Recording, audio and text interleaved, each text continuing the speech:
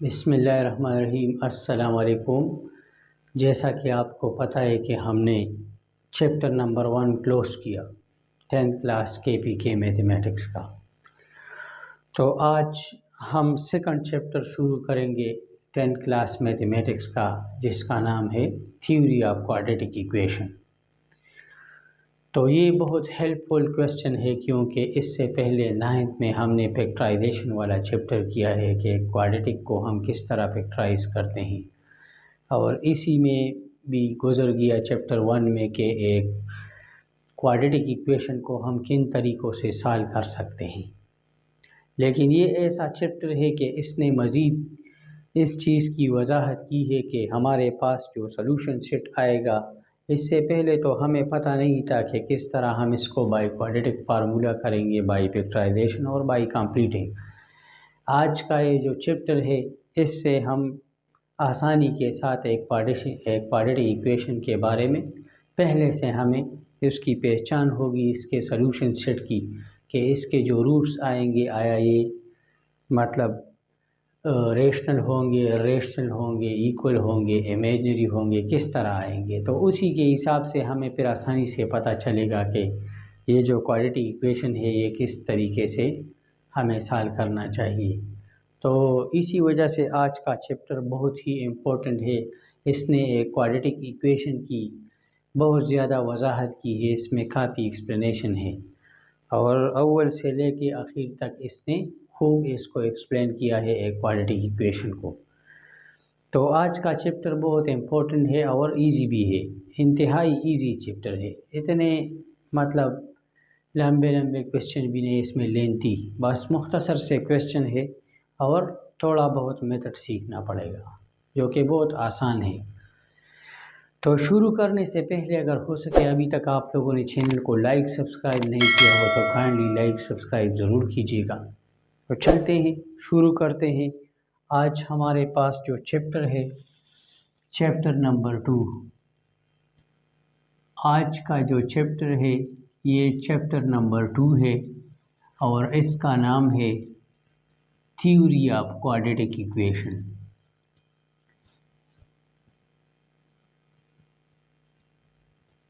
Theory of quadratic equation. Quadratic equation आप लोग जानते हैं कि किसे कहते हैं, जब एक इक्वेशन हमारे पास ax² + bx + c = 0 फॉर्म में हो। यानी कि इस पर हमने बहुत ज़्यादा बात की है, इस पर कि एक वेरिएबल का पावर यहाँ 2, यहाँ वेरिएबल का पावर, उसी वेरिएबल का पावर 1, और यहाँ कांस्टेंट टर्म हो, तो एक क्वाड्रेटिक इक्वेशन कहलाता है।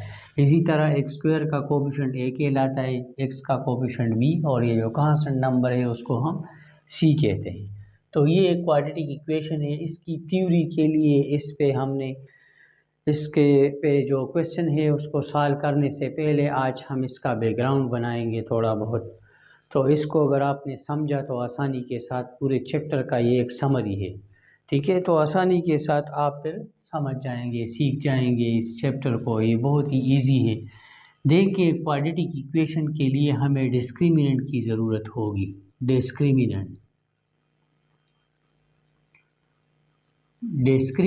अगर हम लोग मालूम करें एक क्वाड्रेटिक इक्वेशन का, तो आसानी के साथ हमें उस क्वाड्रेटिक इक्वेशन के रूट्स के नेचर के बारे में ये बताएगा कि इसके रूट्स का जो नेचर है वो किस तरह आएंगे। तो देख ले, डिस्क्रिमिनेंट है क्या चीज़। डिस्क्रिमिनेंट असल में b² - 4ac को डिस्क्रिमिनेंट कहा जाता है, ये डिस्क्रिमिनेंट है, ठीक है। तो जब हम एक क्वाड्रेटिक इक्वेशन का डिस्क्रिमिनेंट मालूम करते हैं, डिस्क्रिमिनेंट b² - 4ac, ये क्या चीज़ है, ये क्वाड्रेटिक फार्मूले में जो अंडर रूट के नीचे जो चीज़ है इसको कहा जाता है विदाउट अंडर रूट। अगर हम सिर्फ ये मालूम करें एक क्वाड्रेटिक इक्वेशन का, तो इसका मतलब ये कि हमने डिस्क्रिमिनेंट मालूम किया। और आपको मैंने बताया भी कि b क्या चीज़ है, a क्या चीज़ है, और c, b x का कोफिशिएंट है, a जो है ये x² का कोफिशिएंट है, और ये कांस्टेंट।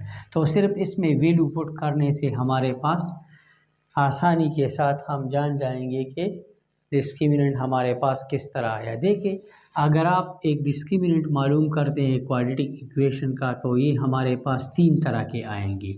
या तो b² - 4ac 0 के बराबर आएगा, इसकी वैल्यू जब आप लोग पुट करें क्वाड्रेटिक इक्वेशन की ये वैल्यू डिस्क्रिमिनेंट मालूम करने के लिए, तो हमारे पास या तो डिस्क्रिमिनेंट 0 के बराबर आएगा, या हमारे पास डिस्क्रिमिनेंट अगर हम मालूम करते हैं वो ग्रेटर देन 0 आएगा, और या जो डिस्क्रिमिनेंट हम मालूम करते हैं उसकी वैल्यू लेस देन 0 आएगी।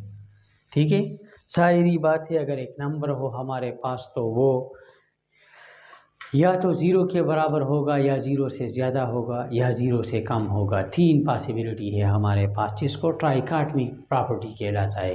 ठीक है, तो इसी तरह डिस्क्रिमिनेंट के लिए भी हमारे पास 3 पॉसिबिलिटी है कि ये या तो 0 के बराबर, या ग्रेटर देन 0, या लेस देन 0 आ जाए। अच्छा, अगर आप एक क्वाड्रेटिक इक्वेशन का रूट्स मालूम करते हैं और वो इक्वल टू 0 आ गया, तो इसका मतलब क्या होगा कि इसकी जो रूट्स है वो कैसे होंगे, इक्वल रूट्स। रूट्स का जो नेचर होगा वो इक्वल होंगे। ठीक है, अगर ग्रेटर देन 0 आ गया डिस्क्रिमिनेंट, तो इसका मतलब ये होगा कि रूट्स अनइक्वल होंगे और रियल होंगे। ठीक है, इसके अलावा अगर परफेक्ट स्क्वायर हो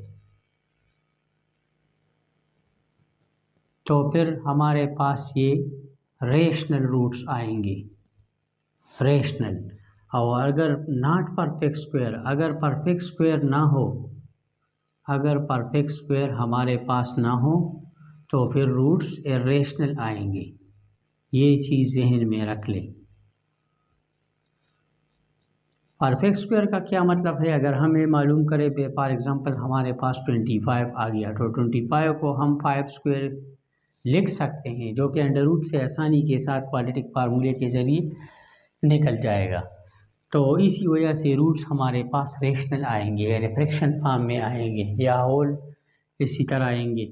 नॉट परफेक्ट स्क्वायर का मतलब ये है कि अगर हमारे पास अंडर रूट में 37 आ गया या कुछ और, अब क्वाड्रेटिक फार्मूले में हम पुट करते हैं, तो इसी तरह ये फिर डिस्क्रिमिनेंट जो है ये अगर परफेक्ट स्क्वायर नहीं आया, तो इसका मतलब ये है कि क्वाड्रेटिक फार्मूले के ज़रिए भी हम इसको सॉल्व नहीं कर सकते। इससे ये अंदाज़ा होता है क्वाड्रेटिक फार्मूले के अलावा डायरेक्ट फैक्टराइजेशन या कंप्लीटेड पे हम नहीं कर सकते अगर नॉट परफेक्ट स्क्वायर हो।